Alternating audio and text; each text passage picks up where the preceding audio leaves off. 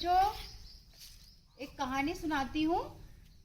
प्रेरणादायक कहानी है और कहानी का शीर्षक है राजा, चोर और मोती। एक मोहनदास की कहानी है जिसमें राजा को एहसास कराया कि एक आदमी अपने जीवन में कुछ ना कुछ चोरी अवश्य करता है। हमें ऐसा लगता है ना कि हम बिल्कुल कुछ पाप ही नहीं करा हमने जीवन में, तो ऐसा नहीं होता है। कुछ ना कुछ चोरी हम लोग ना चाहते हुए भी, ऐसी चोरी नहीं जो हम पकड़े जाएं या कुछ भी हो, आएगा इस कहानी में निकल करके। कुछ ना कुछ चोरी अवश्य जीवन में करते हैं। तो सुनो कहानी राजा, चोर और मोती की। पुराने जमाने की बात है कि एक गांव में एक गरीब किसान रहता था जिसका नाम था मोहनदास। गरीबी के कारण मोहनदास के बच्चे जो है वो भूख से मर रहे थे। ठीक, बहुत ही अच्छी कहानी है। लेकिन उसकी मदद करने के लिए कोई भी तैयार नहीं था। आखिरकार उसने फैसला कर लिया कि अपने बच्चों का पेट भरने के लिए उसके पास चोरी करने के अलावा कोई चारा नहीं है। अब जब कोई भी व्यक्ति हो, किसी के भी बच्चे अगर भूख से मर रहे हैं तो उसे सही और गलत की पहचान नहीं रहती उस समय में। बस बच्चों का पेट भरने के लिए कि जो भी सही गलत काम हो मैं कर लूँ, ऐसा ही मन में एहसास होता। तो यही एहसास उसको हुआ, मोहनदास को। लेकिन उसका दुर्भाग्य कि जब वह चोरी करने के लिए गया तब कुछ लोगों ने उसे चोरी करते हुए पकड़ लिया, है ना, क्योंकि वो कोई चोर थोड़ी था। जैसे ही वो गया तभी पकड़ा गया उसी बार, और मोहनदास को राजा के सामने पेश करा गया। कि उन दिनों जो क्या होता था कि राजा जो है, जो भी चोरी अगर कोई करता था तो उसको फांसी की सजा दी जाती थी। राजा ने मोहनदास से कहा कि फांसी पर चढ़ने से पहले तुम्हारी कोई अंतिम इच्छा हो तो बता दो, क्योंकि उस समय में अंतिम इच्छा बहुत पूछी जाती थी कि कोई आखिरी ख्वाहिश हो तो वो बता दो हमें। ऐसे ही राजा ने पूछवाया कि तुम्हारी कोई आखिरी इच्छा हो तो वो मुझे बता दो। तो मोहनदास ने गिड़गिड़ाते हुए कहा कि हे राजन, मैं मोती की खेती करना चाहता हूँ। ठीक है, किसकी खेती? मोती की खेती करना चाहता हूँ। और अपने गांव में यह कला सिर्फ मुझे ही आती है। कि मोती खेती हर कोई थोड़ी कर लेगा, है ना। मोती माला जिसकी बनती है ना, वो वाले मोती की खेती हर कोई थोड़ी कर लेगा। अब मोहनदास ने कहा है तो खेती तो जरूर होगी। राजा से यही कहा कि मुझे खेती करनी है मोती की, और मुझे यो कला मुझे ही आती है, तो मुझे वो खेती करने की आज्ञा दो।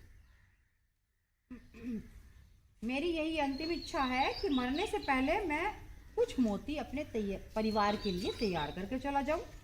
राजा ने उसकी बात मान ली और कुछ दिनों के लिए उसे आज़ाद कर दिया, क्योंकि अब भैया फांसी पर चढ़ा देता तो मोती की खेती कैसे होती। तो इस वजह से राजा ने उसे क्या करा, छोड़ दिया कि जाओ तुम मोती की खेती करो, उसके बाद ही तुम्हें फांसी पर चढ़ाया जाएगा। मोहनदास ने मोती की खेती के लिए महल के ही पास एक अच्छी सी जमीन देख ली और उसे खोदकर समतल करा। राजा के सैनिक उस पर लगातार नजर रखे हुए थे। नजर क्यों रखे हुए थे? कि कहीं भाग ना जाए यहाँ से, है ना। खेत तैयार हो जाने के बाद मोहनदास राजा के पास जाकर उनसे कहने लगा, जब खेत तैयार हो गए, खेत कैसे मतलब समतल जब हो गया, बीज बोने के लिए तैयार हो गया, तो राजा के पास जाके कहने लगा कि महाराज, मोती बोने के लिए जमीन तो तैयार हो गई है, लेकिन इसमें एक अड़चन है कि खेत में मोती के बीज वही डाल सकेगा। खेत में मोती के बीज वही डाल सकेगा जिसने तन से या मन से कभी चोरी ही ना करी हो। और मैं तो चोर हूँ, और जब मैं चोर हूँ तो मैं बीज, मोती के बीज कैसे बो सकता हूँ? मैं तो डाल ही नहीं सकता। तो जो भी कोई यहाँ हो जिसने तन से ना मन से कभी कोई चोरी ना करी हो, वो ये बीज उसमें डाल दे खेत में, तो मोती निकल आएंगे। कृपया अपने राज्य से एक ऐसे आदमी को बुलाइए जो चोर ना हो और उससे खेत में मोतियों के बीज पड़वा दीजिए। राजा ने पूरे राज्य में ऐलान करवा दिया कि मोतियों की खेती करने वाला एक ऐसा व्यक्ति चाहिए जिसने अपने जीवन में कभी तन से या मन से कोई भी चोरी ना करी हो।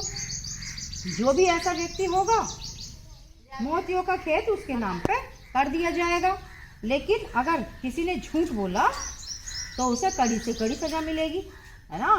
कि ऐसा व्यक्ति आ जाओ जो तन या मन कहीं से भी कोई चोरी ना करी हो, और अगर कोई झूठ बोलेगा तो उसे कड़ी सजा मिलेगी। लेकिन अब इस ऐलान को करे हुए तो बहुत दिन बीत गए। कोई भी व्यक्ति राजा के दरबार में ऐसा नहीं आया जो बीज बोने को तैयार हो। इस पर राजा को बड़ी शर्मिंदगी हुई और मोहनदास के पास पहुंचकर वो बोले कि तुमने ये साबित कर दिया कि हम में से हर किसी ने कभी ना कभी मन से या तन से चोरी की है, इसलिए मैं तुम्हारी सजा माफ करता हूँ और जो ये खेत तुमने समतल करा है ये भी खेत तुम्हारे नाम करता हूँ।